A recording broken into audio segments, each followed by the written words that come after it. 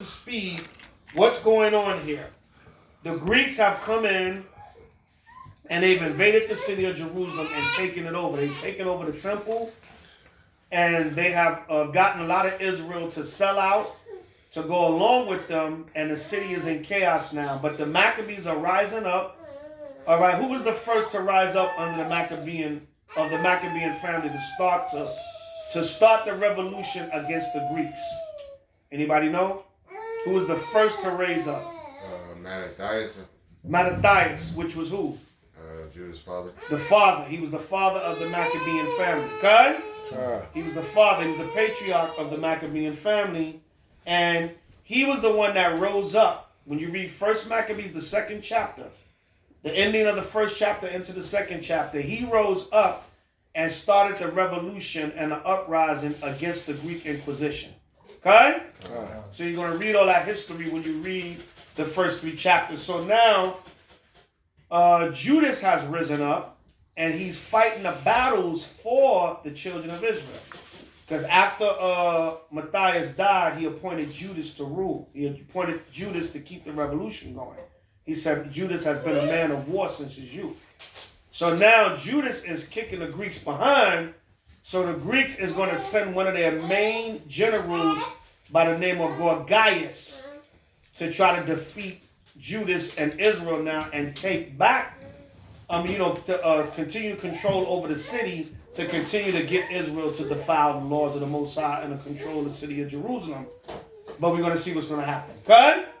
So that's a brief synopsis of where you jump to when you jump to 1 Maccabees 4. And we'll jump back and forth to get a few key points. But read the story straight through so you get the history of it. Okay? All right, so read that. 1 Maccabees chapter 4 and verse 1. Read that. The book of 1 Maccabees chapter 4 verse 1. Then took Gorgias 5,000 footmen and 1,000 of the best horsemen, and removed out of the camp by night. Go ahead. To the end he might rush in upon the camp of the Jews and smite them suddenly. And the men of the fortress were his guides. Right, because Esau likes to sneak attack. That's how they when they attacked Iraq in 2003. That's how they did it. They did it at night.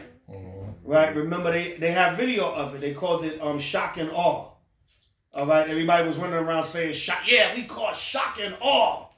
They said Saddam had weapons of mass destruction.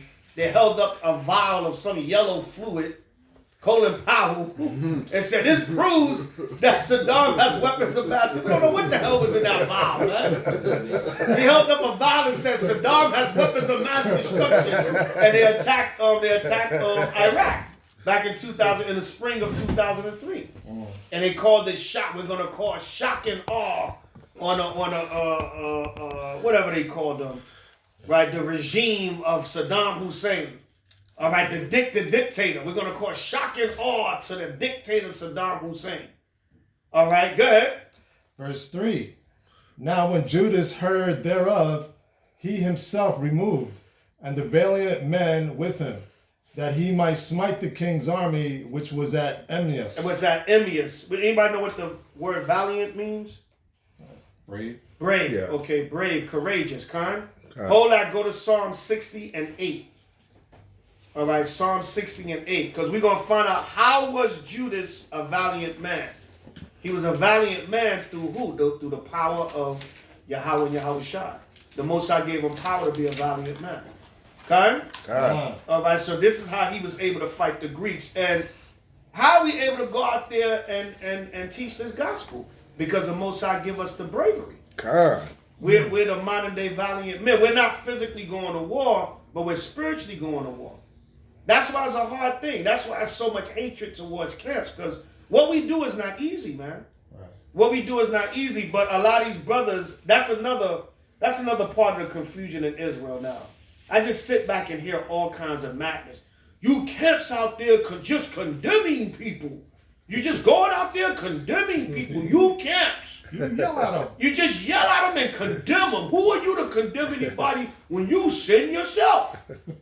Yeah, the scriptures say, and I'll be the first one to agree with you on that. The scriptures say, if we say we have no sin, we deceive ourselves. God. So we all have sinned and fall short of the glory of the Most High. But that don't mean because I stopped eating pork, I can't tell somebody else not to eat pork. I just got to make sure everything I'm telling that person, I'm not guilty of myself. That's what makes you a servant of the Most High. Don't be a hypocrite. All right, don't be a hypocrite. Now, you might be guilty of other sins because we all fall short. But what? We encourage each other. Iron sharpeneth iron. Because that brother or sister you teach or wake up, a year from now, they might be used to encourage you with something you're going through. Because iron sharpeneth iron. Proverbs 27:17. You camps out there. And a lot of brothers, man, let's face it, and it's not to insult anybody, because I don't get into the negativity, but a lot of these brothers, they just lost the spirit. Or a lot of these brothers, they just don't have the heart to go out there and teach their people. Or they just don't have the spirit. So they're going to find an excuse to condemn you for doing it because the spirit ain't with them no more. That's all it is, man. You got to be valiant and brave. And that's not to toot our own horn, because what did David say? David said he prayed that the Most High don't take the spirit off him. Okay? God. And David was a warrior. But David knew I can only be a warrior because the spirit of the Most High is on me. So same thing. Okay? All right, so read that. Psalm 60 and 8 to go with 1 Maccabees 4 and 3. Read Psalm 60 and 8. Read that. The book of Psalms 60 and 8. Come on. Moab is my washpot. The Lord said, no, start at, that's good too, but start at 9 to get to the point. So right? Moab is his washpot. The Chinese virus, Kung Flu, dirty Wuhan province. What's the name? Trump was doing Moab. They still doing them dirty. To this day, he's still, the man still. I heard him the other day. Kung Flu. Right? Moab is his what? Because Moab is some nasty ass people, man. Yeah, it's like your babies. Moab. Moab is some nasty people, man. They are disgusting. But yet they cured from the coronavirus with no vaccine. Right? Wuhan is fine now. Right. But the Most High said Moab is his washpot. All right? And that goes to show you, because there's always a discrepancy about the Chinese and the Japanese being Moab and Ammon. But it's certain spiritual things the Most High said about them. That, the Lord said they his washpot, because they some filthy people, man. All right, go ahead. Verse 9.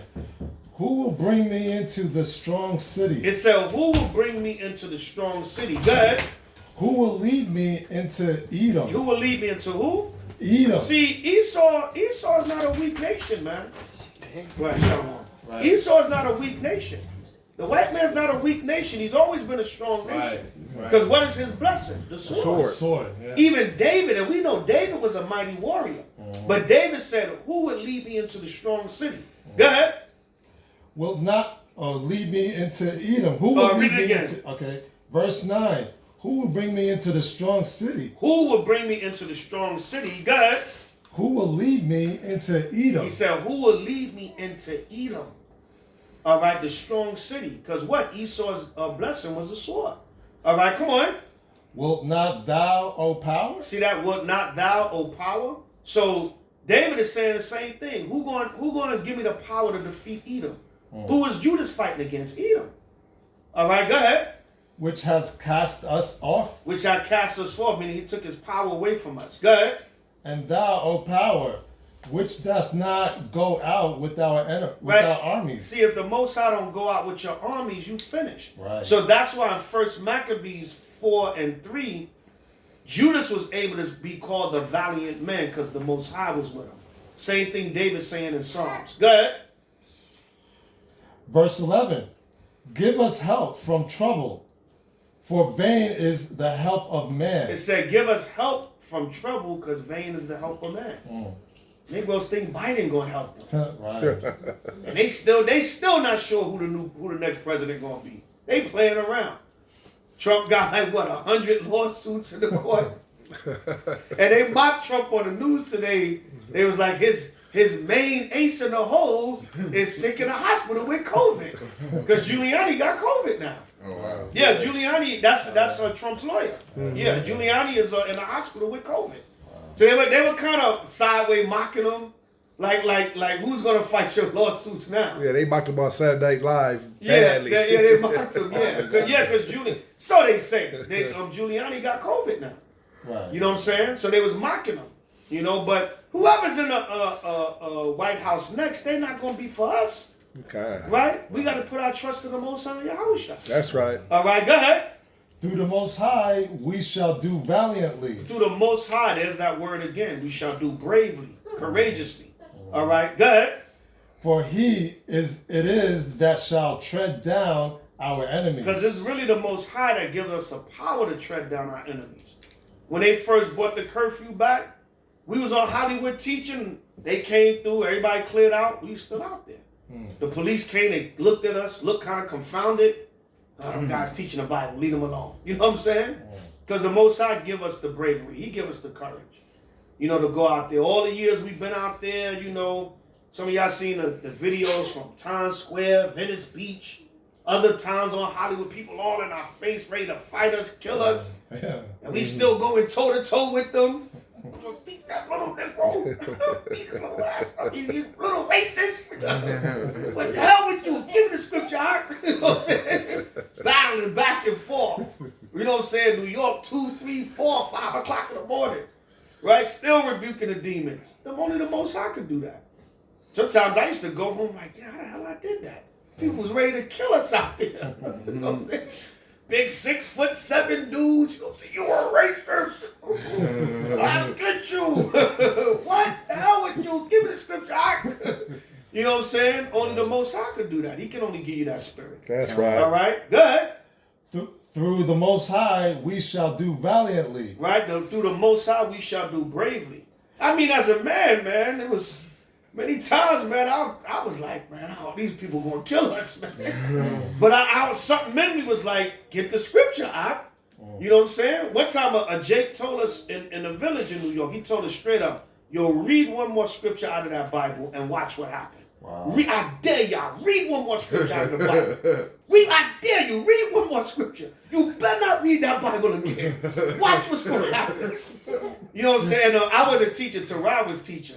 Terai said, what? Man, the hell with you. Give me And he read the scripture and Jake started beefing. We squared off with him, but nothing happened. They fell back. Because you know how Jake is sometimes. Sometimes Jake tests you. He want to see if you're scared or not. You know, so a lot of cats do that. A lot of cats, they play off your fear. He's like, read that. I tell y'all, read that Bible one more time. I dare y'all to read that Bible one more time. So I was like, man, the hell with you. Give me the scripture. Yeah, but we went toe-to-toe with them cats. We squared off. We got up in each other's face like, what? And they fell back. They was like, man, y'all just teaching hate, man. Y'all just teaching hate. Man, read the scriptures. Yeah, man. Nights we was out there 2 deep, 3 deep, 60 people around us. You guys teaching hatred. We should kill you. Right? You guys don't deserve to be around. You're haters. Yo, I get the scriptures. You know what I'm saying? Because the Most High Spirit got to be there. Right. All right, go ahead. For it is that shall tread down our enemies. Where's the Most High that's going to tread down our enemies? Go ahead. That's it on that. Go back to 1 Maccabees 4:4 now. All right, so that links up 1 Maccabees 4:3 with Psalm 60, 9 through 12. That was 12th verse was the last verse, right? Right. Yeah, Psalm 60, 9 through 12 with 1 Maccabees 4:3. Read 1 Maccabees 4:4. Chapter 1 Maccabees 4 verse 4. While as yet the forces were dispersed from the camp. Go ahead. In the mean season came Jogias by night into the camp of Judas. Go ahead. And when he found no man there, he sought them in the mountains. And notice it says in the mean season. All right. Right. But the mean season also can mean meanwhile. Oh. All right. We know the winter is considered the mean season, but the mean season can also mean meanwhile. All right. So it can have a dual meaning also. All right. Go ahead. For said he, these fellows flee from us. But as soon as it was day, Judas showed himself in the plain with their 3,000 men, who nevertheless had neither armor nor swords, to their mind. Right, see that these was just Israelites that were willing to stand up for the law, but they wasn't necessarily warriors. All right, they weren't necessarily trained warrior men, but they just, they wanted to keep the law and they wanted to serve the Most High also. Right. All right, because remember when Matthias started the revolution, when you go back to 1 Maccabees, the 2nd chapter, he said, whoever is zealous for the law, follow me. So all the Israelites that didn't like what the Greeks was doing, they may not necessarily been warriors or soldiers, but they followed after Matthias and Judas. And guess what? The Most High gave them the power to fight. All right, even though they weren't that necessarily men of war. All right, come on. Verse 7. And they saw the camp of the heathen compassed, and they saw the camp of the heathen that it was strong and well harnessed. Go ahead. And compassed round about the horsemen. And these were expert of war. Right, see, they were looking at men that were expert of war. Remember in the first verse, it tell you that Gorgias had, 5,000 footmen and 1,000 horsemen. Right. All right, so it was 6,000 against 3,000. Right. And then you talking about it's double the number, and these men are trained in war. Yeah. You know what I'm saying? These men are trained. Right, go ahead.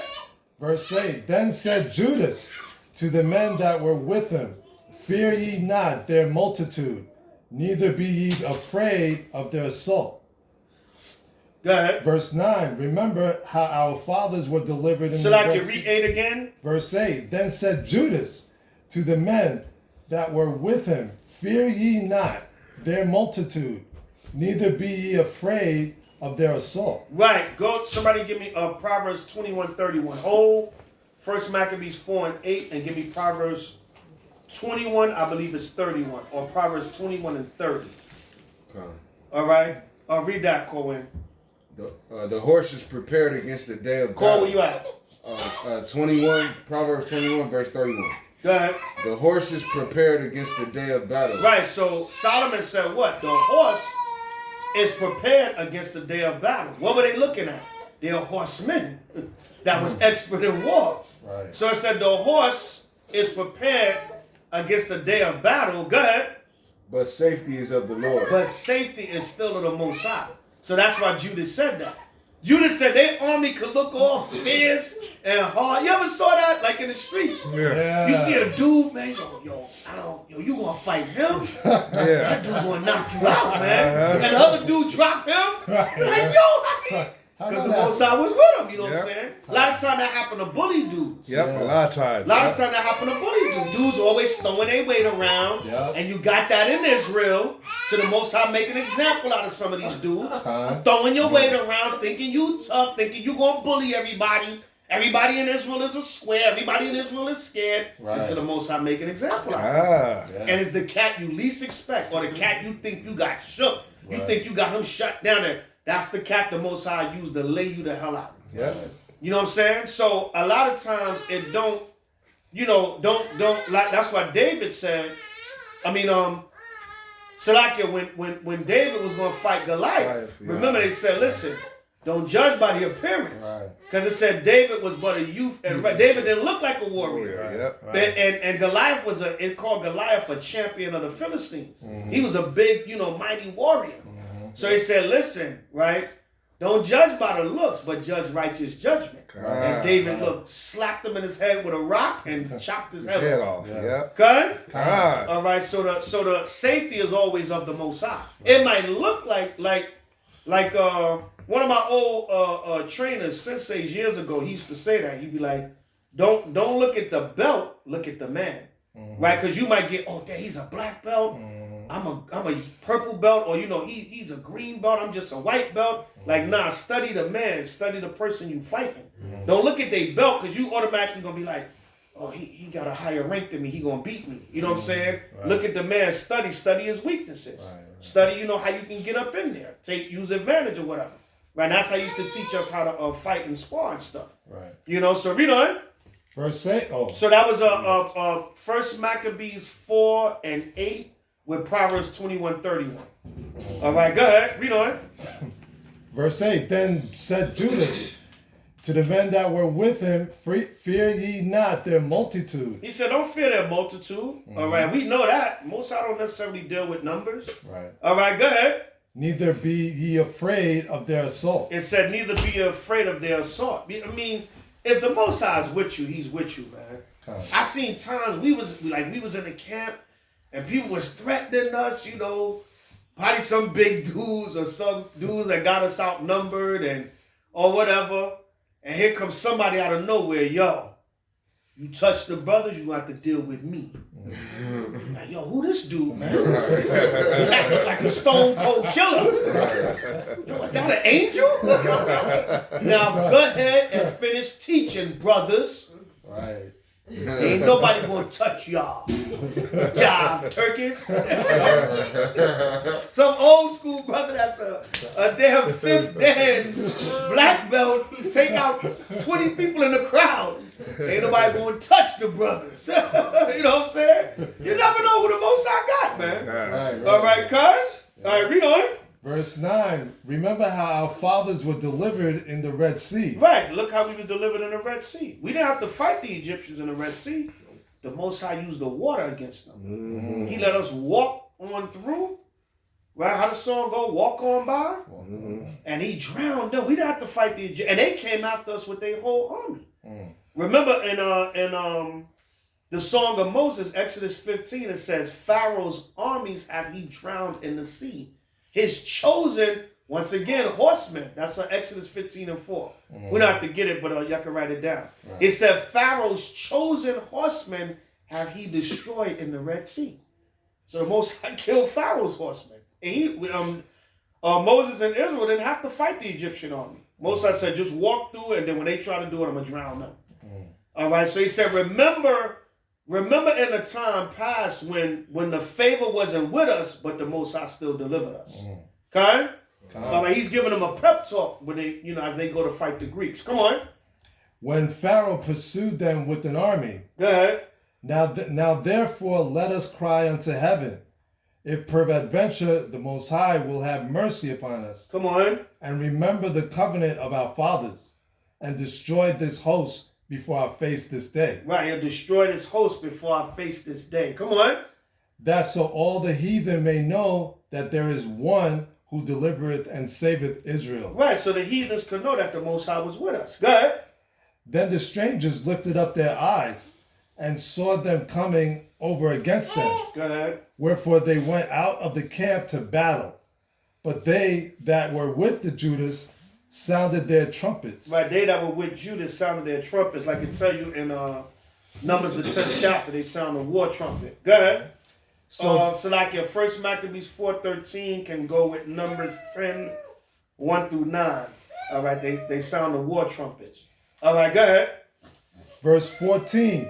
So they joined battle, and the heathen, being discomfited, fled in their plain. Right, so the Most High put the spirit on them to discomfort the heathen, or to fight them and defeat their armies. Go ahead.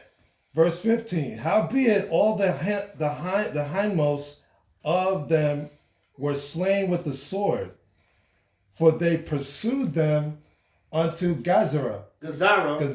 Go ahead. And unto the plains of Idumea. Go ahead. And Azotus. Come on. And Jamnia. Go ahead. So that there were slain of them upon 3,000 men. This done, Judas returned again with his host from pursuing them. What's Idumea? Isn't that Esau City? Idumea? Yeah, that's Esau. That's the Greek way of saying Esau City, Edom. Oh, Edom. Remember, okay. Edom was further east of Israel. So they pursued the heathen to Idumea, Jamnia, and these different lands. All right, they pursued them back then. But Idumea is the Greek way of saying Edom. Because remember, Edom was also a land. All right, go ahead. That's why David said, who would bring me into the strong city? Into Edom. Because Edom was right there near Israel, near Jerusalem. Right. All right, go ahead. This done, Judas returned again with his host from pursuing them, and said to what verse you in? I'm at 17. Right. Read on. Verse 17, and said to the people, be not greedy of the spoils, in as much as there is a battle before us. Come on. Verse 18, and Georgius and his hosts are here by us in the mountain. But stand ye now against our enemies and overcome them, and after this ye may boldly take the spoils. Right, so he said, don't worry about the spoils, the treasure, the booty yet. We still got a fight in front of us. Right. All right, go ahead. As Judas as yet speaking these words, there appeared a part of them looking out of the mountain, who when they perceived that the Jews had put their host to flight and were burning the tents, for the smoke that was seen declared what was done. Right, so they saw that they had won a battle against some of their brothers and was burning down the war camp. All right, it was burning down the war camp of the heathens that they had defeated. So the other heathens saw them because they was, it was pursuing after them, and they looked back like, yo, they killed off them other brothers, them other guys, and they burning their war camp now. Go ahead. Verse 21. When therefore they perceived these things, they were sore afraid, and seeing also the host of Judas in the plain ready to flight. See that? The Most High, he put fear in them now, because they said, damn, like, we had the upper hand on them, but they defeating us. So they got to have some extra power with them. So now that fear comes on them. Come on. They fled every one into the land of strangers. Then Judas returned to spoil the tents, where they got much gold and silver and blue silk and purple of the sea. Come on. And great riches. Go ahead. After this, they went home and sung a song of thanksgiving and praised the Lord in heaven, because it is good, because his mercy endured forever. That song, everybody write down 1 Maccabees 4:24 with Psalms 136. That song of thanksgiving that they sung was Psalms 136. Oh, give grace unto the Lord, for he is good, for his mercy endureth forever. Okay? 1 Maccabees 4:24 with Psalms 136. 136. Yeah, that's the song or the psalm of thanksgiving that they sung, because his mercy endureth forever. Psalms 136. All right, verse 25. 1 Maccabees 4:25. 1 Maccabees 4:25. Thus Yasharallah had a great deliverance that day. Now all the strangers that had escaped came and told Lysias what had happened. Verse 27. Who, when they heard thereof, was confounded and discouraged. Right, so Lysias was another top Greek general under the Seleucid Empire that had actually sent Gorgias to try to defeat Judas. Go ahead. Because neither such things as he would were done unto Israel. Right, they said, yeah, take out Judas, man. This guy is a thorn in our side.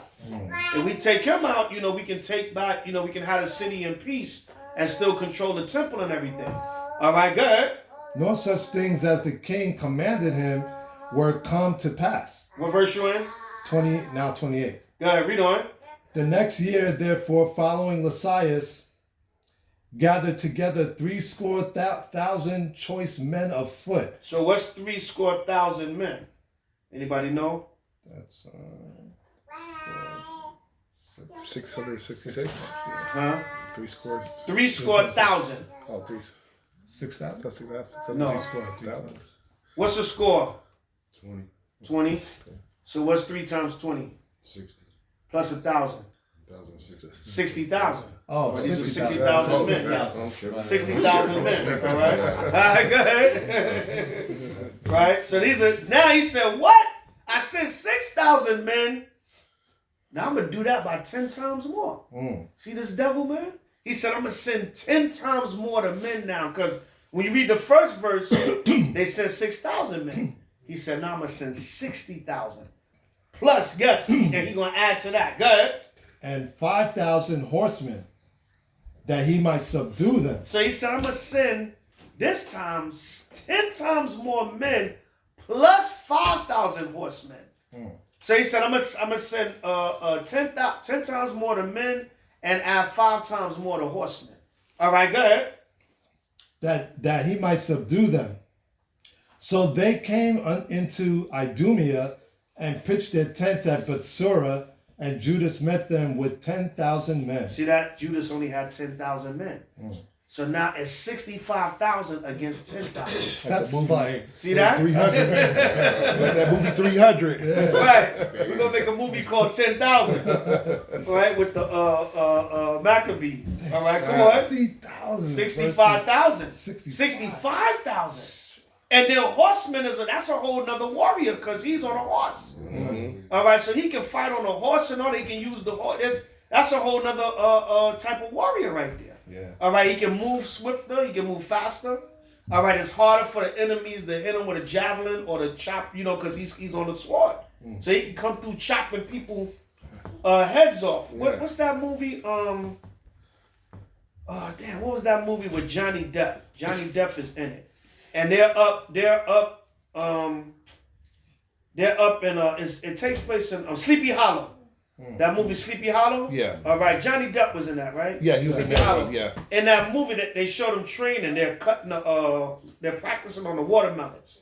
All right, I don't know. I might have the wrong movie, but they're riding on a sword and they're chopping the watermelons in half on each side. They're practicing war. Because if you're on a horse and you ride through a contingency of men, you can just chop their heads off as you go, and they can't get to you. Yeah. Because you're on a horse and you moving fast. Right. And was it Sleepy Hollow? I think it was Sleepy Hollow. Or one of the movies they were practicing going to war on a horse, and they had watermelons up on stake, and they were chopping the watermelons in half as they go along, symbolizing like if you go to war, you chopping a man's head off on top of the horse. Exactly. And they finish. What they gonna do? Can't do nothing. Can't do nothing. You know what I'm saying? Yeah. That's what happened in the movie 300. He cut the soldier's son's head off. Right. And then he went to Blood Rage when his son Right, got his son, killed. yeah, He went yeah. to Bloodlust. God, remember when they when the Persians, because the Persians fought on elephants also. Yeah. And when they came to Leonidas with the elephants, they had to kill the remember in 300 they was throwing the javelins at the animals. Yeah. They was like, kill them damn animals, man. Because if they march up on us on top of those animals, we finished. We ain't got no. So they was killing off the animals too. You know what I'm saying? Yeah. So read on. Wow. Verse 30. And when he saw that mighty army, he prayed and said, Blessed art thou, O Savior of Israel, who didst thou quell the violence of the mighty man by the hand of the servant David. Right, see that? Because he's going back once again to David. How David, remember David had his 37 mighty men. And how David won many wars. Right? Remember the Most High told David he couldn't build a temple because his hands was too bloody. All right, David, he killed too many people in his lifetime. The Most High said, no, I don't want you to build a temple because your hands are too bloody. You killed too many men. All right, go ahead. And gave us the host of strangers into the hands of Jonathan, the son of Saul. Right, Jonathan was another warrior. Remember Jonathan was close with David. Right. All right, go ahead. And his armor bearer. Go ahead. Shut up this army in the hand of thy people Israel, and let them be confounded in their power and horsemen. Right, so Judas said, all I'm going to do, I'm going to go back to the forefathers. I'm going to go back to the stories where the Most High defended our forefathers. Right, come on. Make them to be of no courage, and cause the boldness of their strength to fall away, and let them quake at their destruction. Go ahead. Cast them down with the sword of them that love thee, and let all those that know thy name praise thee with thanksgiving. Right, so if we want to celebrate Thanksgiving, let's celebrate the Feast of Dedication. Right. All right, true Thanksgiving. Right, come on. Verse 34. So they joined battle, and they were slain of the host of Lysias, about 5,000 men. Even before them were they slain. Go ahead. Now when Lysias saw his army put to flight, and the manliness of Judas soldiers. Right, you know when you start winning a fight, you get more cocky. Like, yeah, our cats don't want it. What? You ain't. You know what I'm saying? Right? You What's saw this the work? manliness of Judas. You don't want this work. Cats don't want no smoke. All right, go ahead. And when the Most High is with you, Right. you can do that. Right. You can boast in righteousness because the Spirit is with you. Right. Right, go ahead. And how they were ready either to live or die They were valiantly. either ready to live or die. And that's a dangerous man. When somebody's... notice it says, live or die valiantly. Meaning if they was going to live, they was going to fight courageously. If they was going to die, they was going to fight courageously. They was going to fight to the death. Or they was going to fight to the life. Right? Yeah. It's either That's I'm going to die, dangerous, yeah. either I'm going to die or you going to die. Right. Like Jake said in the street, I'm going to leave a body or I'm going to be a body. Right. Right? But, you know, somebody going to walk away, somebody not. All right, go ahead. He went into Antiochia and gathered together a company of strangers. Right, because remember, they Esau, you know, like it tell you in Psalms, they call their lands after their own names. So they had a land called Antiochia after Antiochus Epiphanes. Because Antiochus Epiphanes was the main. I know we skipped to chapter 4, but we're gonna cover a lot of that history throughout the days. But Antiochus Epiphanes was one of the main generals that came out of the Seleucid dynasty after Alexander died and parted his kingdom unto his 4 main generals. All right, and Antiochus came and he invaded Jerusalem and caused this great persecution upon Israel. So they had names named after them, Antiochia. All right, go ahead. He went into Just like America. Right. Amerigo Vespucci. Yeah, All right, right. go ahead. He went into Antiochia and gathered together a company of strangers. And having made his army greater than it was, he purposed to come again into Judea. Say now he's gonna get a greater. He's gonna add more men, because he see they slew those 5,000 men with no problem. All right, he said they slew them with no problem. So I'm gonna add more men now. All right, go ahead. Verse 36. Then said Judas and his brethren, Behold, our enemies are discomfited. Let us go up to cleanse and dedicate the sanctuary. So now y'all remember verse 36. Keep verse 36 in mind, because we're gonna link that up with the history later on. Because Feast of Dedication is prophesied in Daniel's 8. All right, so a lot of times there's a discrepancy in an argument. Hanukkah is not one of the feasts in Leviticus, the 23rd chapter, but the Most High, he can add whatever the hell he want to add. And he prophesied. It's not some made-up feast that just came out of nowhere. It was prophetic, so it wouldn't be in Leviticus 23 when he first established the main feast days. An event had to happen, and then based upon that event, he established another feast day for Israel, or celebration. Okay? Right? Go ahead. Just like Salakia, just like the Passover. The Passover was instituted at a certain time. We came out of Egypt. And what did the Most High do? He killed the Egyptians, drowned them in the Red Sea, had the death angel pass over our houses, and made a feast day out of it. Okay? So we was in the wilderness from we was in Egypt them years. We didn't have no Passover. It was established at a certain time. Yes, that's put in Leviticus 23, but guess what? It still had to be established at a certain time. All right, go ahead. Upon this, all the hosts assembled themselves together Go ahead. and went up into Mount Sion. And when they saw the sanctuary desolate and the altar profaned. Right, because what happened, when you're reading the first 3 chapters, the Greeks came in under Antiochus Epiphanes and they defiled the temple. And they took over the temple. And in 2 Maccabees, it goes more in detail. It said they were sacrificing Jupiter. All right, they were having sex in the temple with harlots. They was putting swine flesh and cats and dogs on the altar, which are unclean animals. They're animals the Most High created, but they're not clean for dietary law or to be sacrificed to the Most High. So they was putting swine's flesh and unclean animals on the altar. So that's why they had to cleanse the sanctuary. Because when the heathen came in, they defiled it. So that's what the feast day is all about. The Feast of Dedication, taking back the house of the Lord and dedicating it back to the Most High from these wicked Edomites, man. And having pigs and dogs and cats and harlots and... No, in Easter, they probably have rats in there. Yeah. Read 2 Maccabees, the 6th chapter, tell you how they was doing the temple dirty. You know? And when you check it out, the Most High always took the temple seriously. Remember in St. John, the 2nd chapter, what did Yahushua do? He went in the temple and whooped Israelites. Yeah, he sure did. Right? Tell you that. Read St. John, the 2nd chapter. We don't have to get it. Right. But the Most High, see how we fought and was willing to kill for the temple. Yahushua went in and said, don't make my father's house a damn thinner deep. Yeah, story. He yeah, said he it's a made story, a scourge of cords. yeah. Right? Cash was in there hustling, man. Yeah, man. Right? Yeah, man. He was in there having crap games and everything. You know what I'm saying? Yeah, man. Casting lots. Yo, who need these 2 turtle doves, man? Who need these 2 turtle doves? I know you're gonna break the Sabbath this week. Yo, here go these 2 turtle doves. What's up? Yo, fit it out, I'll give you these 2 turtle doves. Yeah, man.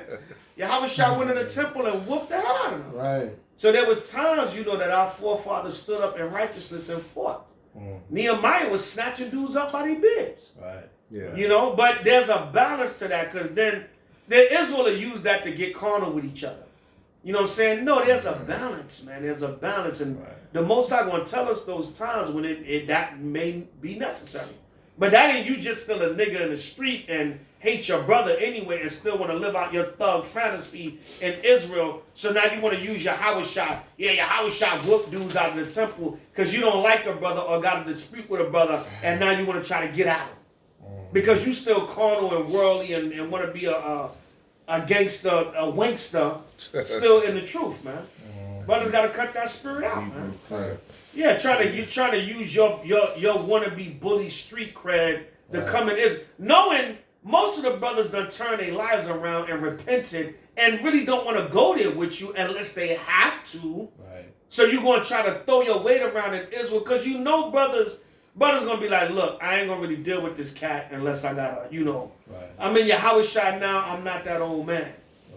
Right. Like, I was watching an episode of Judge Mathis, just for an analogy, and Jake was a Christian, and the other Jake that was suing him, he had sent these messages because they owed the Jake money for a cable bill. So Jake was sending them all these messages on social media, calling a man's wife all out of her name, all kinds of B's and this and that. And Jake said, I'm from the south side of Chicago. You lucky. If I wasn't in Christ, it'll be a problem for you. You know how the Christians say they in Christ? You know what I'm saying? Like we say we in Yahushua now. Yeah, you know what I'm saying? A lot is folly that goes on in Israel, man. It would have been a bloodbath if brothers wasn't in the spirit, man. Right. If brothers wasn't repentant in Yahushua, it would have been a bloodbath already, man. For what? Over stupidity. Because, in your carnal mind, you would have reacted differently. You wouldn't have thought about the consequences like you do now. Right. Like, man, I'm not. His brothers, first of all, he's internet gangstering. Mm-hmm. He's talking reckless all on social media. Whatever. I got wife, children, I'm doing the work. Mm-hmm. I got a job or a business, or I got stuff to lose if I go at this knucklehead. Right. Yep. Over some internet, deep down in your spirit, you know what you're capable of. Yeah. Right. It ain't really the problem ain't having a heart to do it. But it's like, we in Cali. I'm gonna be in Folsom Prison, and after a year or two, I'm be thinking, what the hell did I do? Mm-hmm. This dumb knucklehead got me into a carnal zone to put in some work, and now to destroy my life. Behind this nonsense. You know what I'm saying? So it's like, if my safety or my life or my physical being is not in danger, and then Satan put thoughts in your mind, dude talking real reckless. Damn. And then brothers, man. Trying to egg you on. Trying to egg you on, you know what I'm saying? He can talk to me like that, you know what I'm saying? You couldn't say that to you, you know what I'm saying? You couldn't say that about me. I'll take on the whole city, I don't care. That was me. That was me. You need me to come out there? Come on, man. You know what I'm saying? Yeah, they love to say that, especially like say, man, you can't go to the pit, especially the way he talked to you. In the pit, they roll you up out of the jail. Yeah. Trying to hype you up, man. Hype you up, man. Yeah. I know we scriptures or not. He couldn't talk to me like that. But listen, man, you think about it, it's like, it ain't really worth it, man. Because you human. The thought come through your mind. This dude just said what? I don't even know this cat. Right. Or I never did nothing to this brother. And you supposed to be a man of the Lord, and you talking about a brother like that and saying what you gonna do and just reckless out your mouth like that. Right. And you the more you possess the fruits of the spirit, yes, the less you're gonna look like a gangster. You ain't gonna look like you're gonna look like the average brother. We all say out here L7. L7, yeah. He's an L7, average yeah. brother doing what you gotta do for the, you're not gonna look like a gangster. But that don't mean you're not capable of certain things. Yeah. Every man is capable. You don't know what a brother might have came from. So even now, I look at today, what's going on in the nation, brothers is really tempting the spirit, man. To the point where it done got physical already. Because brothers don't know how to shut their damn mouths, man. Yeah. The scriptures tell you, he that keepeth his mouth keepeth his life. Ah.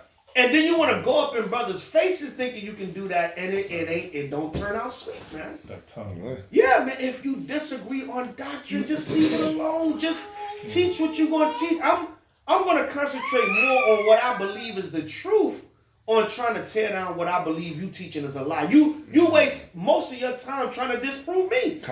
Just prove you go teach your doctrine. Right. To the point where you're going to roll up on me and call me names in my face. What you think you're going to get? Right. Every man is, some men will be like, yeah, whatever, just, don't come in my face with that. But you ain't going to just come up in every brother's face calling him names like that. Right. It ain't going to happen. Because then what happens? The Most High have you made an example of. Yeah, God. Because at the end of the day, the Most High he's still the one that allows stuff to go down. Mm-hmm. Right. So he have you made an example of. He that keepeth his mouth keepeth his life. Yo, chill. Especially when you're doing it to another brother, the Most High ain't pleased with that, man. Right. Just, whatever you believe in, brother, just move on. Brothers are emotional like a old relationship, and they want you to take them back. Just listen to my doctrine, please. Why can't we just talk about it? Because I don't want to talk about it. It's a doctrine.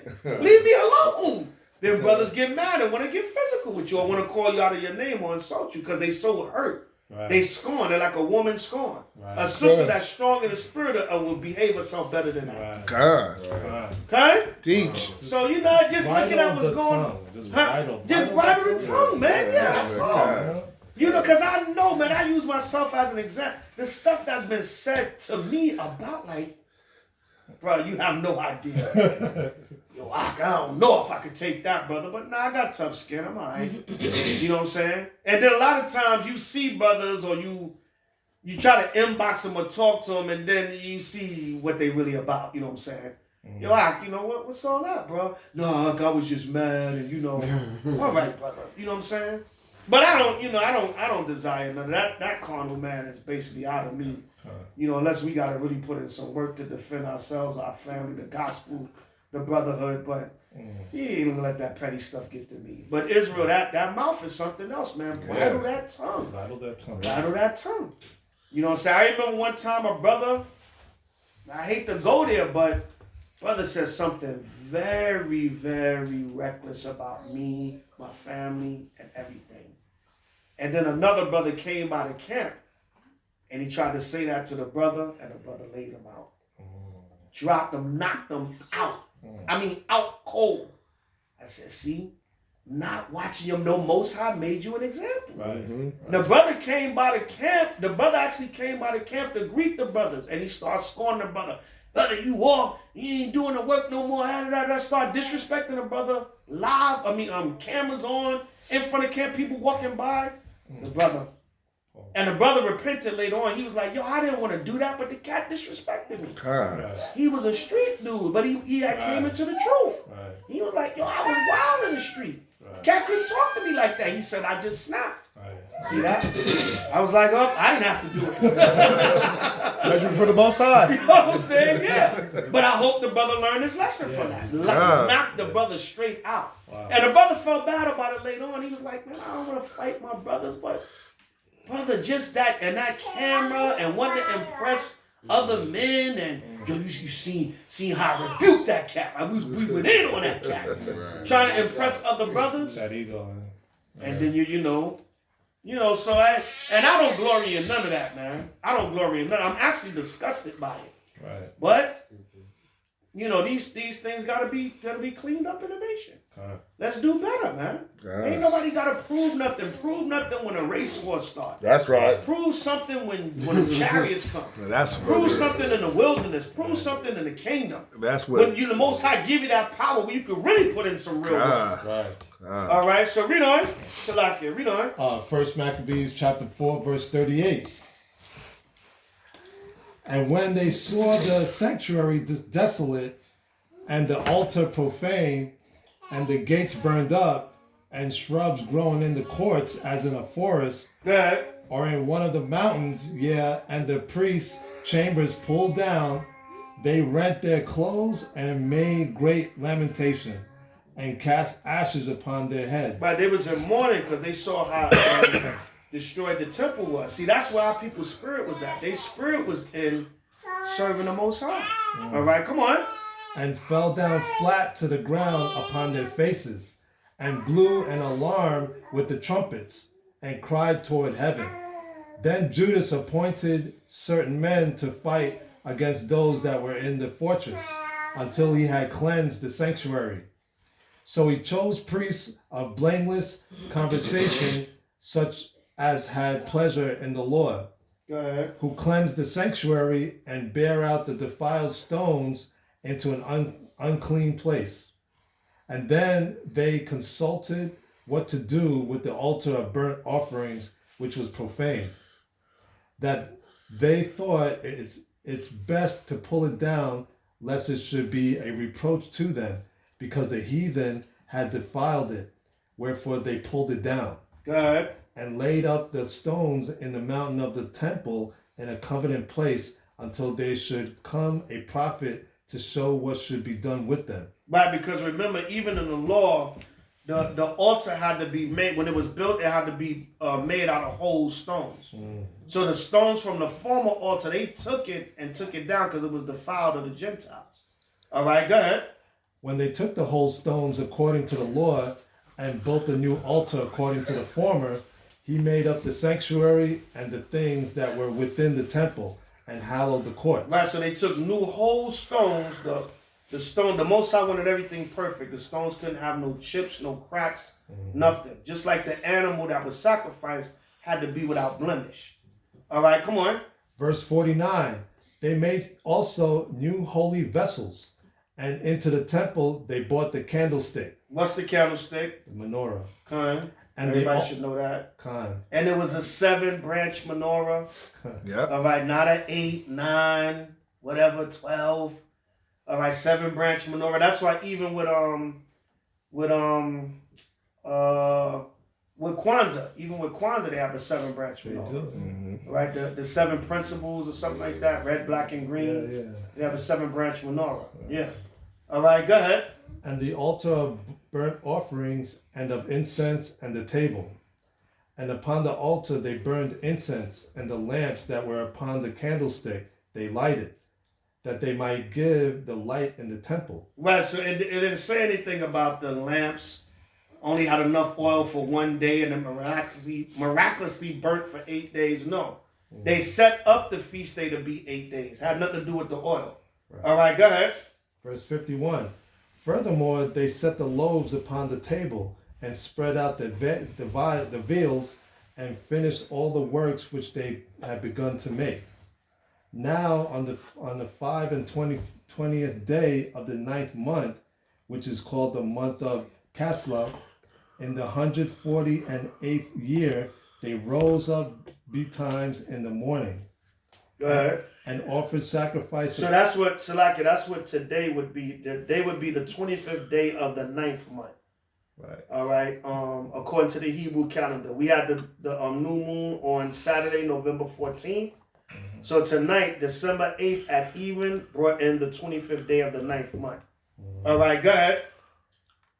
Verse 53, and offered sacrifice according to the law upon the new altar of burnt offerings which they made.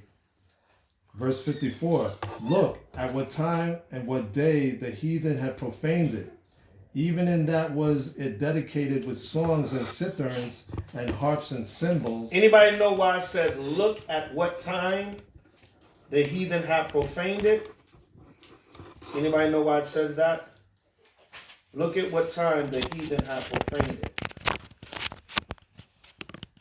Okay, everybody write this down. First Maccabees chapter 1, verse 54 to 64. That'll give you an answer. And when we come back for Saturday service or the closing or whatever, I'll ask that question again. That'll answer your question. That's the link up though. First Maccabees 1, 54 to 64 with First Maccabees 4 and 54. There's a reason why it says, look at what time and what day the heathen have profaned it. Even in that it was dedicated with songs and citherns and harps and cymbals.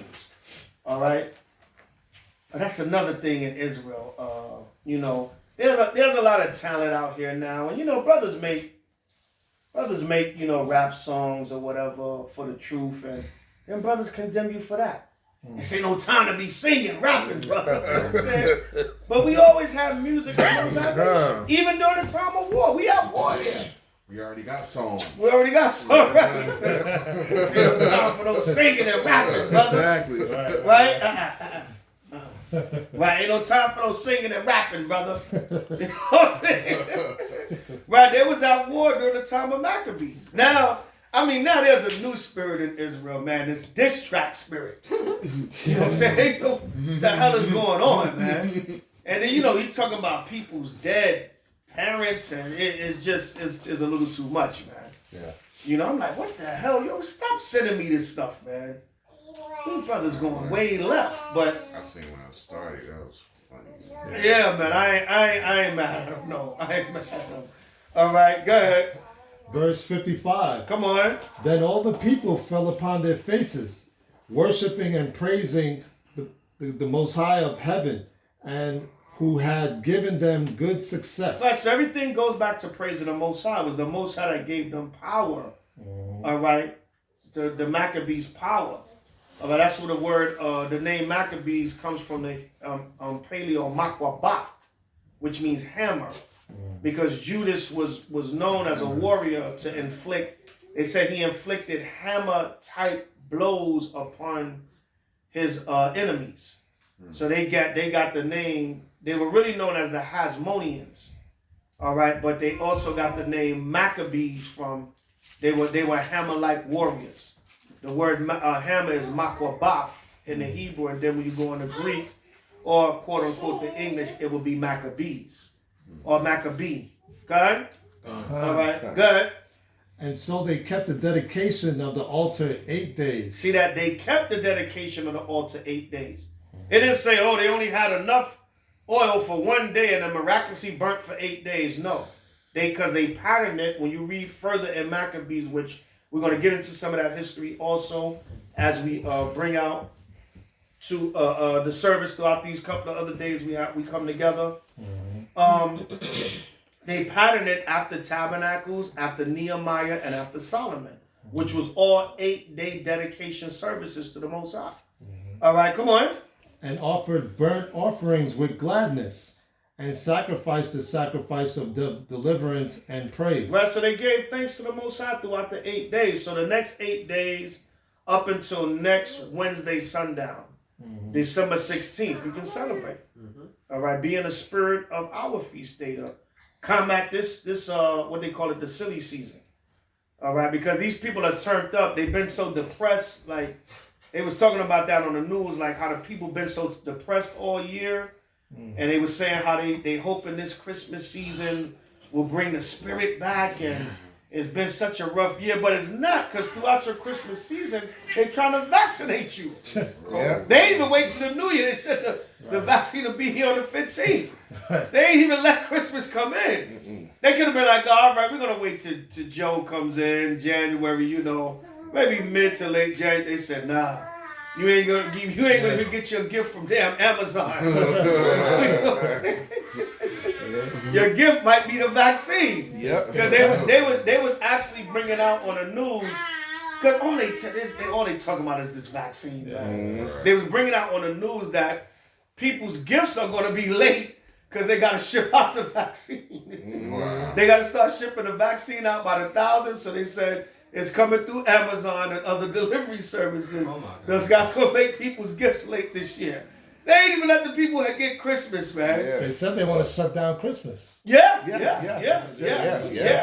And I'm gonna hit you with something. What they gonna do because they was talking about it on the news. They said after Christmas, the numbers are going to skyrocket because they said people are not listening. Right. People are going to gather anyway. So they showed something in St. Louis where they was having this Christmas festival, and it was over 3,500 people there. So they were like, see, it's stuff like this that's going to make the numbers swell. Right. So by the time the New Year come, they're going to be saying there's these millions of cases because people didn't stay home for Christmas. Right. They're going to say, they said Christmas Eve, Christmas, and New Year's is going to cause the numbers to go up because they said people are going to still go out and gather. Yeah, New Year's Eve especially. New Year's Eve, they said we telling people to stay home. But so they're going to blame it on people celebrating. Man, they're not going to do the ball, huh? Huh? They're in New York. They're not I'm not sure. I don't think so. They can. I don't think so, yeah. They might do it virtual. Yeah, that's always... Yeah. They might do it virtual. But they may not. But if they do it, they're going to be hypocritical. Right. You know, if they do it. So they might do it remote or virtual or something like that. Or I'm thinking if they do it, they're only going to let a certain amount of people. And you're going to have to socially distance.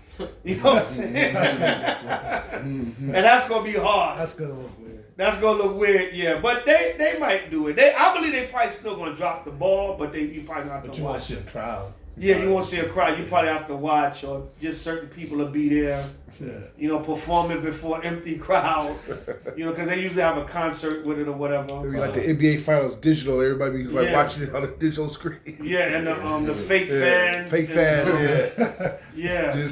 I don't know about that, man. That's awkward. But they are, certain places, they saying, the hell with y'all, we doing us. Like in Missouri. Yeah. Now, I was talking to some brothers and sisters in Missouri. It was like, Missouri never really shut down. They was like, whatever. You know, they just went on. So certain states never really shut down. And now they trying to say those states are going up. Like Montana, you know, Esau out in Montana. Esau was like, get the hell out of here with your COVID. Now they saying the cases are skyrocketing in Montana. That's a way to get back at them for not following suit. You know what I'm saying? Right. Yeah, man. Yeah. So, you know, it's going to be interesting. These next couple of months going to be interesting. Right. All right, but all we got to do is hold fast, keep the faith, keep doing what we got to do. All right, Cuz? Read on. Verse 57. They decked also the forefront of the temple with crowns of gold. Right, so you can decorate. Don't feel bad. You're not trying to be like Christmas. You're putting your spirit in the spirit of Hanukkah. All right? Some over-righteous Israel. Oh, you're trying to be like Christmas, man. What are you doing, huh? You're going off, right? Go ahead. With crowns of gold and with shields. You know you got to give our people, you know, you're going to tell Israel to repent and coming back to the Most High, and we ain't got nothing we can celebrate. You know, come on. We don't have a drive power like that. Right. Come on. And the gates and the chambers they renewed. Go ahead. And hanged doors upon them. Thus was there very great gladness among the people. For that the reproach of the heathen was put away. Right, the reproach of the heathen was put away. So there was gladness amongst the people there. The Gentiles got kicked out of the temple, and we got the temple back, and we was able to dedicate the altar for 8 days back to the Most High. And we made a celebration out of it, hence the Hanukkah or Hanukkah, Feast of Dedication. Go ahead.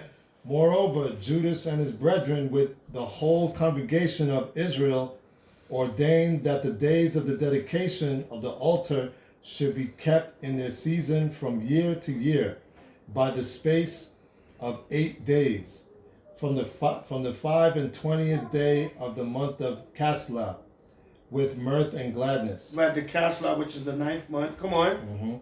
At that time also they builded up the Mount Sion with high walls and strong towers round about, lest the Gentiles should come and tread it down as they had done before. Right, so they built up the city because what? That's one of the first things you got to do during warfare.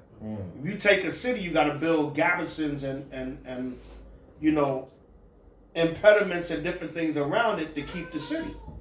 All right, you got to build a wall. You got to build a watchtower. Right. All right, to watch to make sure no invading armies are coming. That's how you're going to protect that city. Right. All right, go ahead. Verse 61. And they set there a garrison to keep it, and fortified Bethsura to preserve it. that the people might have a defense against Idumea. Right, see Edom. that? They might have a defense against Idumea, which is Edom. They was calling the Greeks, all right, and the Edomite generals and leaders, they was calling them Idumea there, which is the Greek name for Edom. Another way to prove Esau is the so-called white man. Right. All right, so go to Daniel's, go to Daniel's 8, yeah. We're going to breeze through Daniel's 8. Just read verses 8 to 14. We're going to get right to it and then get St. John with HOI-L.A. goes out for the sake of time. And we'll get more in depth with the other lessons throughout the week. Daniel 8 and start at 8. You can really start at 1. Y'all can read the whole chapter on your own, but get right to the point. Daniel's 8 and 8. The book of Daniel, chapter 8, verse 8. Go ahead. Therefore, the he-goat waxed very great. So the he-goat represents who? Alexander the Greek. Huh. All right. Read verse 21 real quick. Verse 21. And the rough goat is the king of Grecia, and the great horn that is between his eyes is the first king. Right. Who is the first king of the Greeks? Alexander. Alexander. All right. Go to 1 Maccabees 1 and 1. Link it right up. Right. The history is there. You want to say the Bible is a book of made-up stories. So Alexander never existed. Right. Antiochus Epiphanes never existed. The Maccabees never existed. Right. All right. Read that. 1 Maccabees 1 and 1. First Maccabees chapter 1 verse 1. And it happened after that, Alexander son of Philip the Macedonian, who came out of the land of Chittim and smitten Darius king of the Persians and Medes, that he reigned in his stead the first over Greece. There you go, the first over Greece. Alexander reigned in the stead of his father, Philip, the first over Greece. There you go. Right. That's what it's talking about in Daniel's 8. So it was prophesied. But read on. Go back to Daniel's 8. Daniel's 8:21. Yeah. And the rough goat is the king of Grecia, and the great horn that is between his eyes is the first king. Right, that's Alexander. All right. Alexander. Proven in 1 Maccabees 1 and 1. Read on.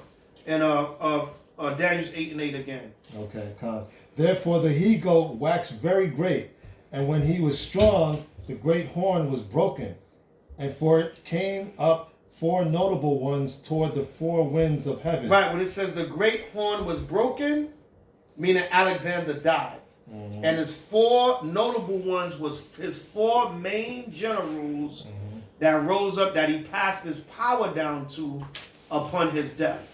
All right, because remember, Alexander got real sick. He had like AIDS or coronavirus or whatever at that time. They say he died of chlamydia or something like Yeah, that. he had a sexually They said he died from either having sex with men, little boys, or animals. Yeah. Or a combination of all of them. Yeah. Yeah, all of them. Yeah, all right. So on his deathbed, he parted his kingdom unto his 4 generals. All right, which was Ptolemy, Seleucus, Cassander, and Lycomachus, if I'm pronouncing it right. Lycomachus, yeah. All right, y'all can look that up. That's homework too. Who were the 4 generals after Alexander's death?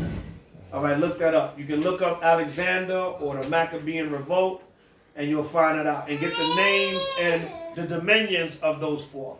And when we come back with the lessons, we'll go more into it, and we'll see who did their homework. All right, read on. Verse 9. And out of one of them came forth a little horn. That little horn is Antiochus Epiphanes. All right, that's the little horn that came out of them. When you read 1 Maccabees, let me see, 1 Maccabees 1. All this is in the history, man. You can't get around it. Right. All right. Let me see.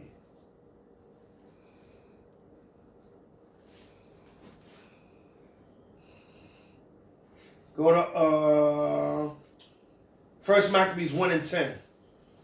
Check this out. This is the little horn. The little horn is Antiochus Epiphanes. Right. All right, 1 Maccabees 1 and 10. The book of 1 Maccabees chapter 1 verse 10. And there came out of them a wicked root. That's the little horn. All right, go ahead. Antiochus, surnamed Epiphanes. Right, Epiphanes means God manifests. Like a person say, I have an epiphany. All right, a manifestation from God. All right, that's what because a lot of the Greek and Roman leaders, they took on surnames or second names or even nicknames with God-like personas. I'll put it like that. They took on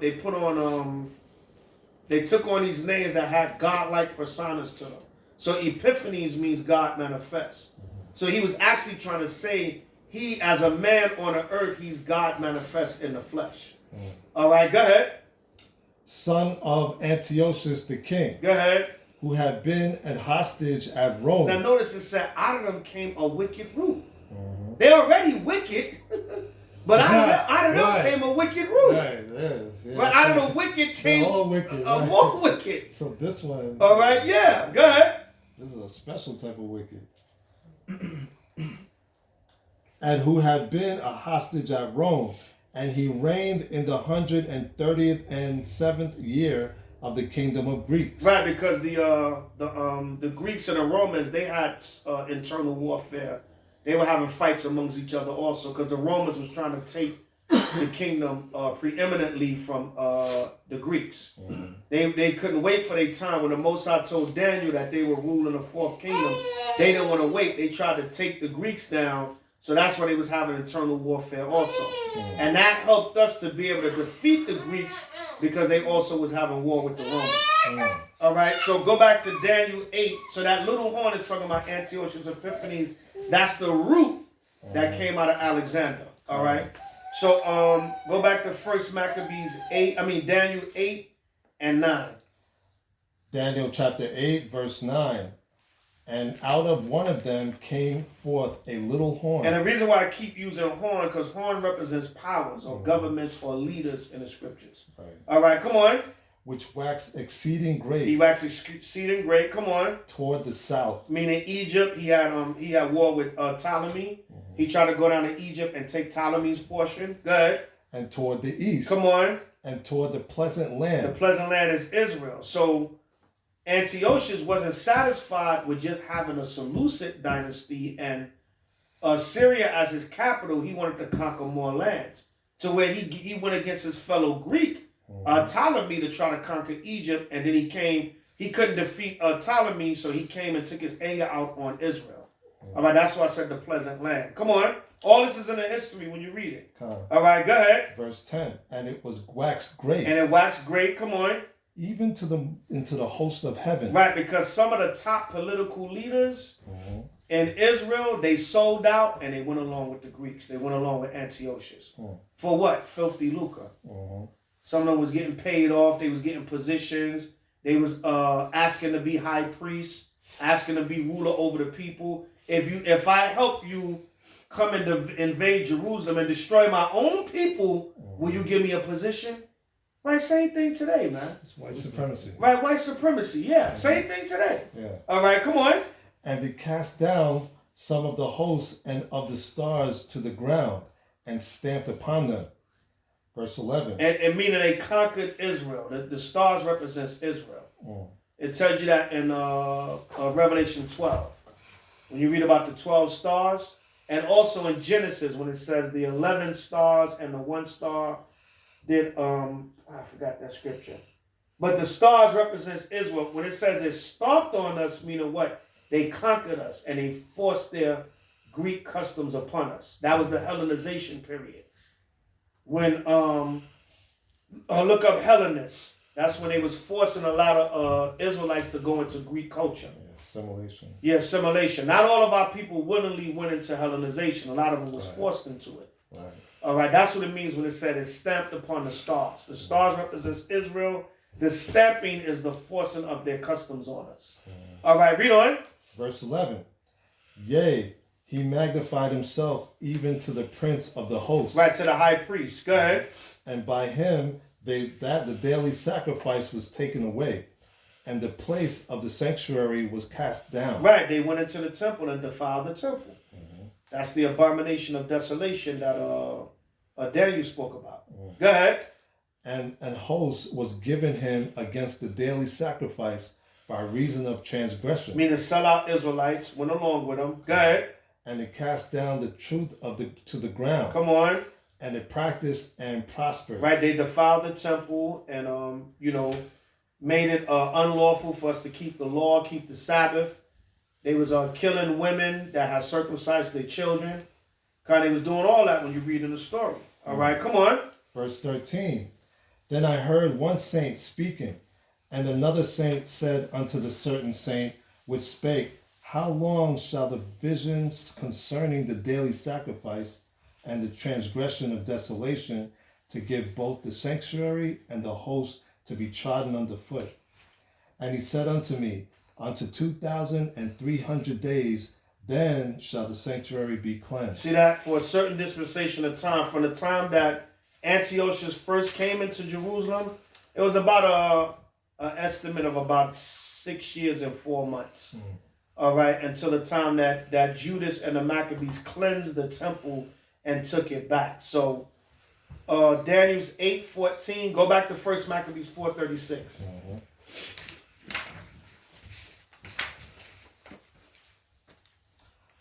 The book of 1 Maccabees, chapter 4, verse 36. Then said Judas and his brethren, Behold, our enemies are discomfited. Let us go up to cleanse and dedicate the sanctuary. Let us go up to do what? Dedicate the sanctuary. And cleanse and dedicate the sanctuary. Go back to Daniel's 8:14. It links right up. They use the same wording. All right, Daniel 8:14. Daniel chapter 8, verse 14. And he said unto me, So the angel said, go ahead. Unto 2,300 days, then shall the sanctuary be cleansed. From the time that Antiochus came into the city and invaded Jerusalem until that period where they fought back and forth, and eventually Judas and Israel took back the temple. That's the time frame that Daniel is speaking about right here. It would be that time, and they would take back the temple. It would be a certain dispensation of time. They would take back the temple. All right? They would take back the temple, and Israel would rededicate the altar to the Most High. Kind? So it was all prophesied. Kind? It was all prophesied. So the Feast of Dedication is prophesied in the book of Daniel, and it's fulfilled in the story of the Maccabees. All right? Somebody want to come on live? Oh, it's a lot anyway. It's all right. We're about to close out anyway. So everybody understand? All right. So go back over this story, man. All right. So you brothers can be, teaching about the Hanukkah and breaking it down, and holding service down with me or for me next year. All right. Good. All right. Go to St. John 10:22 now. Not hard, man. Look up the history. Link the scriptures up. It's there. Even the Bible is made up stories. What are you talking about? all this history existed. Right. All of it. You can look all this up in history. They make movies about it. Right. Alexander. Right? Right. So what are you talking about? This history is there. The Bible's not made up stories. 10:22. Right. Show me what part of Egypt you from. Right. Which pharaoh does your family? Which pharaoh did your family live under? All right. St. John 22. The book of St. John, chapter 10, verse 22. Good. And it was at Jerusalem, the Feast of Dedication. That's why now Yahushua comes on the scene. And what's happening? They keep the Feast of Dedication because it was added to the yearly feast calendar of Israel. So now, years later, Yahushua comes on the scene, and what? The Feast of Dedication is being kept. From the Babylonian, Medo-Persian time around Daniel, up until Yahushua's time. All right? So several hundred years later, you come along, and Yahushua, they're keeping the Feast of Dedication. They're keeping the Hanukkah or Hanukkah. Bring it out. So we're not in the sin for keeping these feast days. No, you're not in sin. Yeah, brothers try We're to in the say sin. you follow the Jews' religion and you in sin. You actually in sin when you keeping the law. Right. And I'm still yet to see that breakdown. Yeah. I'm yet to see that breakdown. You may even have a little argument, a slight argument, if you want to say we not under the Mosaic law, we under the laws of Christ. whatever the case may be, because the scriptures is tricky on that, right? When Christ does speak about, I have a new commandment, such and such, but even that, when you go to 1 John and all that, is the same old commandment, all right? But when Yahushua came, he was given a more in-depth understanding of what was there already. The mercy was already there. But that's a whole nother lesson, you know what I'm saying? But when you check it out, how could you say if when you do the law, if you keep the feast days, you're actually in sin? All right, that makes no. So what was Yahushua doing at the Last Supper?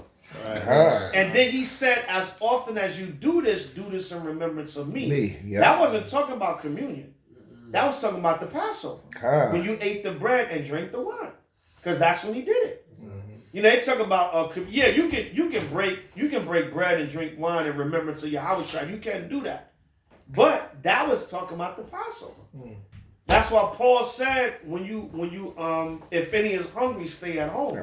You don't come to the Passover to eat and drink. He said when you do that, you disrespect the Lord. That's why Paul had to come back and say that in 1 Corinthians 11. All right, with all thy getting, get understanding. I've yet to understand any breakdown saying you're in sin for keeping feast days. So what was Yahushua doing? What was Paul doing way after Yahushua's death? In the book of Acts, keeping the feast days. The feasts are all in the book of Acts. That's after Yahushua died. So Paul and the apostles was in sin? Come on, man, it don't make sense. Don't make sense. Right? If it don't make dollars, it don't make sense. Right? So I'm good. I don't hate my brothers. You want to believe in that? Fine. I don't hate nobody, whatever. I just don't agree. I ain't cursing brothers out, trying to make 50 videos threatening to punch your brother in his face if he come to my city. You know what I'm saying? Come to L.A. teaching that, I'm going to see you. Come to New York and teach that, brother. Brother, we respectfully disagree. I don't hate nobody. Regardless of what you think of me and the camps and what we believe in, it's just we respectfully disagree. Yahushua coming soon to straighten it all out. That's right. Good? Yeah. So I'm going to patiently wait and follow the understanding that the Spirit showed me. That's right. All right. St. John 10:22 again from the top. St. John, chapter 10, verse 22. And it was at Jerusalem, the feast of dedication, and it was winter. Go ahead. And It was winter. It was that mean season again. Right. Right now, it's not too old. It was 81 damn degrees today. Cali's bipolar weather. You know, so people was outside with shorts on and everything. You know, it dips at night, but, you know, it still be warm sometime during the day. All right, that's one of the things I miss about New York. I'll be like, damn, when it's December, I know it's December. You know what's going on. You know what I'm saying? You go outside, it's like, damn, is it April? Or May? June? 81 degrees. People outside with shorts on, jogging. Flip-flops, yeah. Yeah, flip-flops, you know what I'm saying? Go ahead. And Yahushua walked in the temple in Solomon's porch. He walked in the temple in Solomon's porch. Here we go. What was the Feast of Dedication centered around? The temple.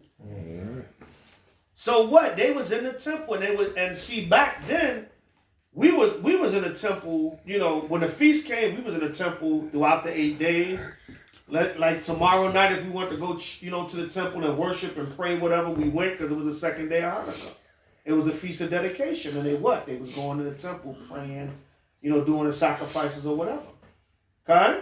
And when you read down, Yahushua started teaching. Right. He was teaching on a Feast of Dedication in the temple. What is the Feast of Dedication based upon? The temple. All right, so, you know, some will agree, some will disagree, but as for me and my house, we're going to serve the Lord.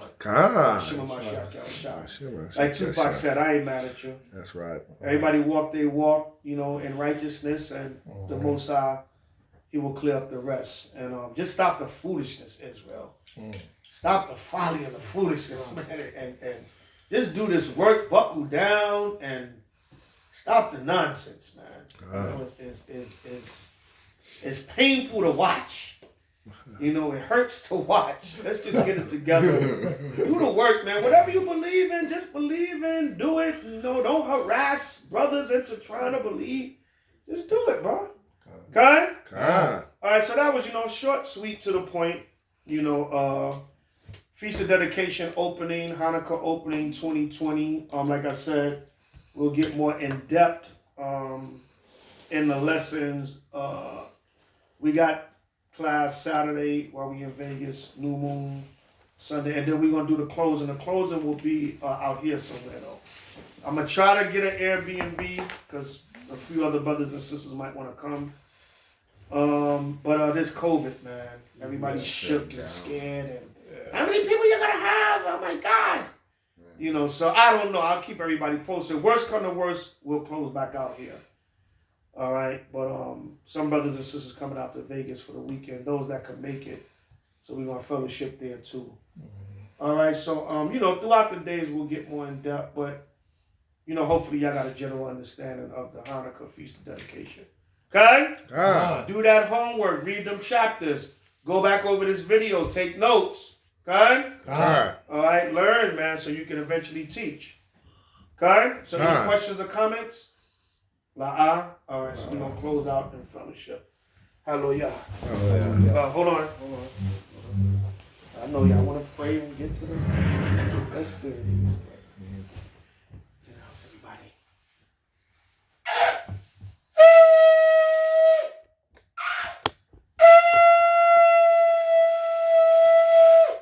Imagine we're playing out Yerushalayim, stand and face Jerusalem on the east for closing prayer for Hanukkah.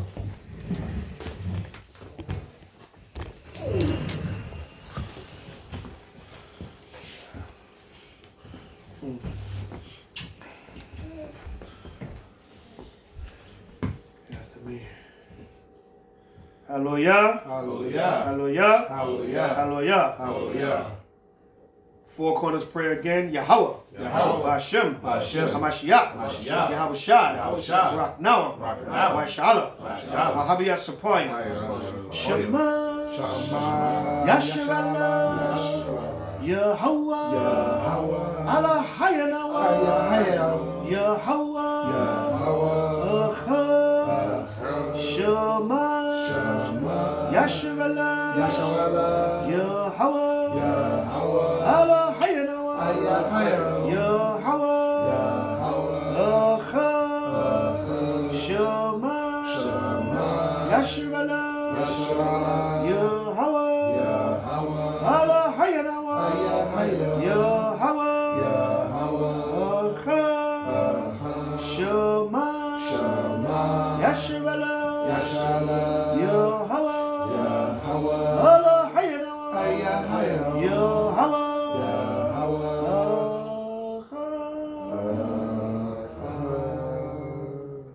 Hear, O Israel, Yahweh our power, Yahweh is one. Hallelujah. Hallelujah. Hallelujah. Come here, Shalom. Drink offering to the Most High.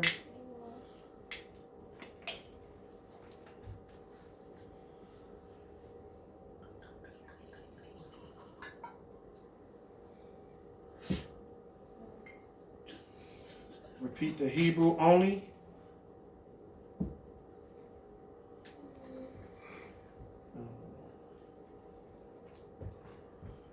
Blessed are you, Yahweh, that gives us the fruit of the vine. Barakat Yahweh. Bahawa'ah. B'thananawa. Ba'paya. Hagapa. Ba'ashem. Hamashiach. Yahweh Shai. Tawada. Yah. Havolam. Amen. Hallelujah. Hallelujah. Hallelujah. Dam Yahweh Shai. Salakia. La Yahweh. La Yahweh Shai. La Yasha'ala.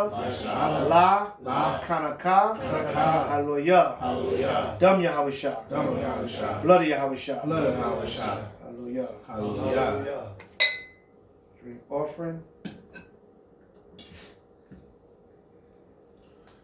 All right, sisters, come up, get anointed. I can be seated.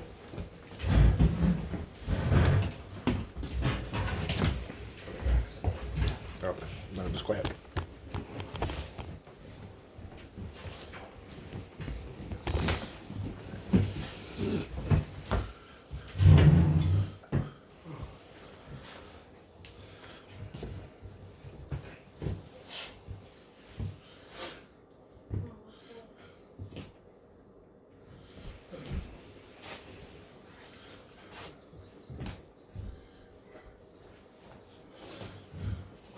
All right, anointing prayer number 6, 22 to 27. Of course, as we pray it over y'all, ask the Most High to bless you, watch over you, things you're doing, things going on in your life, health, anything that's going on, be a better sister, mother, overall woman of the Most High, wife, daughter. All right. As we praying over you, ask the Most High to bless you and bestow these things upon you. All right. I say the prayer. Y'all go right from left. Y'all know the routine. Say your name 3 times and I repeat. Hallelujah. Anointing prayer number 6, 22 to 27. Yabareki Yahweh, wa Yashamaka, Ya'al Yahweh, Punyawa, Al Yaka, wa Yakanka, Yasha'al Yahweh, Punyawa, Al Yaka, wa Yashamnaka, Shalom, Yahweh, Bahashem, Hamashiach, Yahushai, Babakusha, Shemai, Nawa, Aita, Shalak, Ma'ika'ala, wa Alahayim, La, Shema'ayo, Barak, Rapah, Izar, Magan, Kazak, Hatazayel, Kwawa, Danielle, Zara,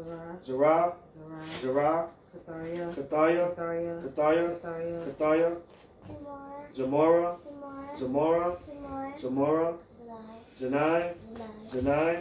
Zanai, Zakara, Ko, Akim, Ko, Akwafim, Ko, Bunyam, Yasha'ala, Bahashem, Hamashiach, Yahushai, the water, the yard, Awalam. Amen. Hallelujah. Hallelujah. Hallelujah. Hallelujah. Hallelujah. Akim, just come on.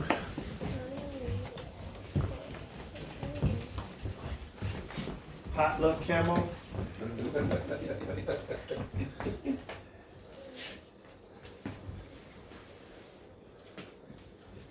Fix his Mitri for him. It's upside down.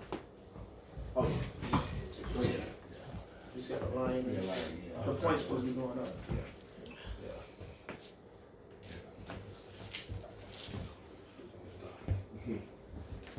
Got that line straight. Got that line twisted.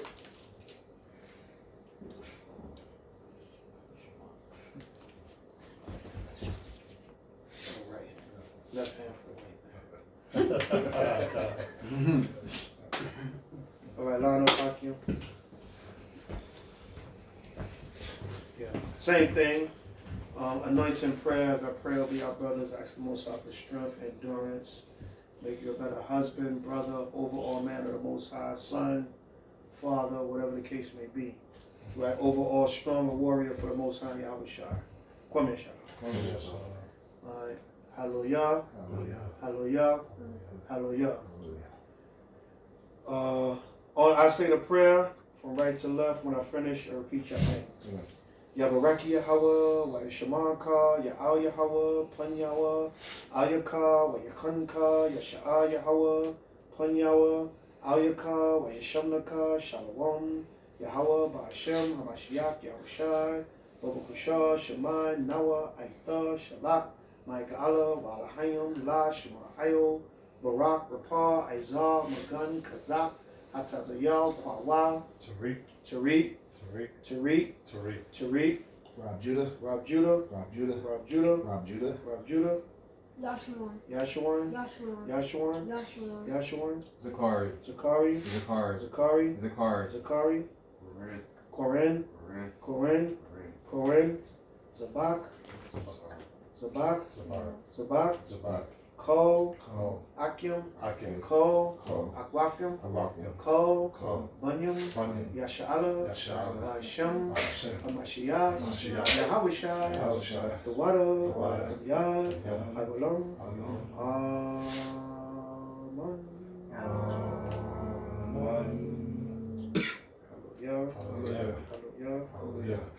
Hallelujah.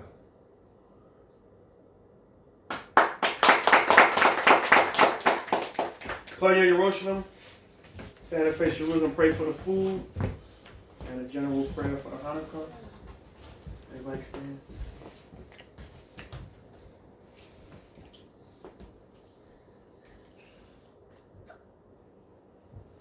Hallelujah. Hallelujah. Hallelujah. Hallelujah. Hallelujah. Hallelujah. Yahweh. Yahweh. Hashem. Hashem. Mashiach. Mashiach. Yahushai. Yahushai. Baruch Baruch Barak. Barak. Noah. Noah. Kad. Kad. Kanakah. Kanakah. Barak. Barak. Noah. Noah. Ma'akal. Ma'akal. Wa. Wa. Shata. Shata. Wa. Wa. Yayan. Yayan. Wa. Wa. Kazak. Kazak. Shata. Shata. Barak. Barak. Noah. Noah. Rum. Rum. Yawam. Yawam. Barak. Barak. Noah. Noah. Kad. Kad. Kanakah. Kanakah. Baruch Baruch Hashem. Hashem. Mashiach. Mashiach. Yahushai. Yahushai. The water. The water. Yah. The Yah. Avalam. Avalam.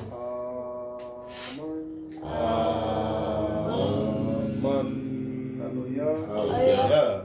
Hallelujah. Hallelujah. Hallelujah. Blessed O Most High Yahweh, B'Hashem Mashiach Yahushai. Thank you for the food that we're about to receive. Most High, the food and the drink. Thank you for our Hanukkah feast. Thank you for our Hanukkah service. Hope everyone was edified in the spirit. And if anyone learned anything tonight, we've done our job, Most High. Continue to bless, uplift, watch over Israel forever and ever, Most High. B'Hashem Mashiach Yahushai. The water, the God, I was on. Amen. Hallelujah. Hallelujah. Hallelujah. Hallelujah. Hallelujah. Hallelujah. Ashar. Ashar. Kanakah. Kanakah. Kwame Shalom. Kwame Shalom. Sisters, keep standing, facing sisters. Salute each other. Men of Israel.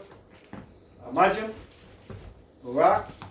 Yahweh. Yahweh. Hashem. Hashem. Mashiach. Mashiach. Yahushai. Yahushai. Shema. Third. Shema. Done.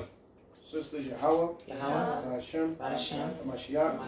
Yahushai. Shema. Atham. Sisters, be seated. Brothers, turn. Circle. Akim Yasha'Allah. Men of Israel. Amajim. Barak. Yahweh Hashem Yahushai Barakatham. Kwame Shalom. Kwame Shalom. Who got next? We got next. Who got next? We got next. Who got next? We got next. For how long? Forever. For how long? Forever. For how long? Forever. What we gonna do? Take the kingdom. What we gonna do? Take the kingdom. What we gonna do? Take the kingdom. When? Now. When? Now. When? Now. How? Hashem Mashiach Yahushai. How? Hashem Mashiach Yahushai. Damn it, how? Hashem Mashiach Yahushai. Kwame Shalom. Kwame Shalom. HOI. The chariots fly. HOI. The chariots fly. HOI. The chariots fly. B'Hashem. B'Hashem. Mashiach. Mashiach. Yahushai. Yahushai. Kwame Shalom. Kwame Shalom. Shalom. Shalom. Good.